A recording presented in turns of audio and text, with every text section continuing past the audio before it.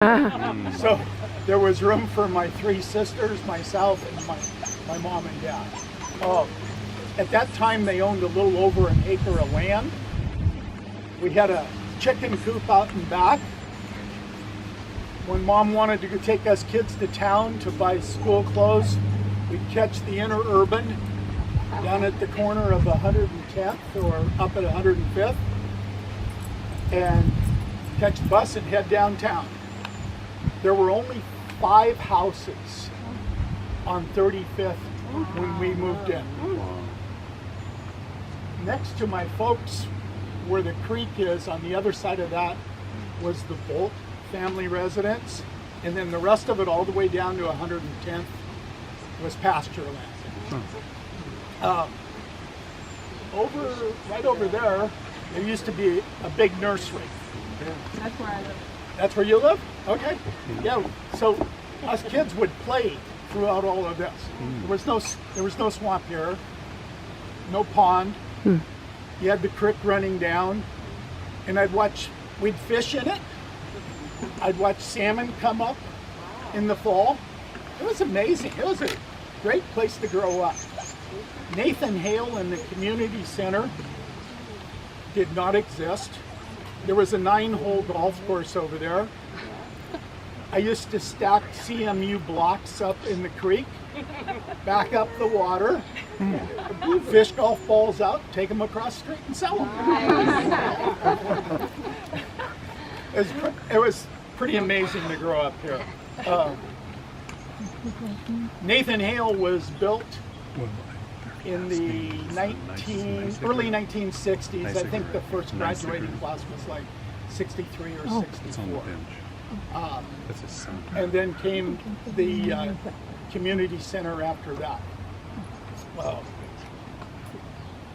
I want to share a little story with you.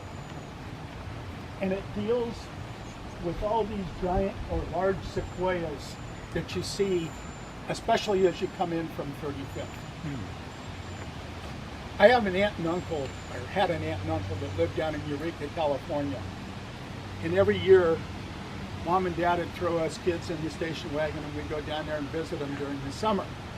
On the way back, we'd always stop.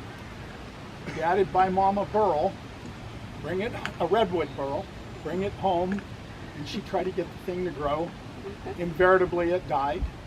After about 5 or 6 attempts, she started scraping the bottom of the burl, putting it in fresh water. Damn, that thing started to grow. And then eventually, it got too big to be a house plant. So Dad, who never threw anything out, took it over on the corner of their property and put it in the ground. It's the only sequoia that I know of around here, and yet all the little seedlings that fell off of it or the wind blew off, that's why you folks have all these big sequoias here around the pond. That's where they came from.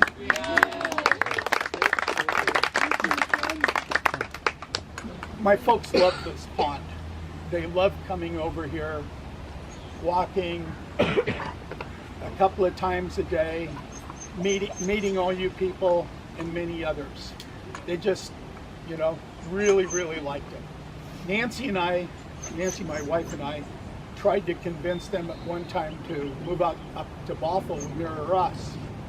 Dad looks at me and says, "Can we move the pond?"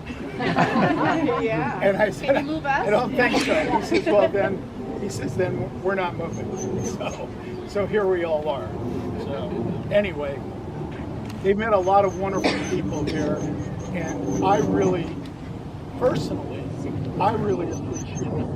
all of you looking out for them. Yes, absolutely. Thank you.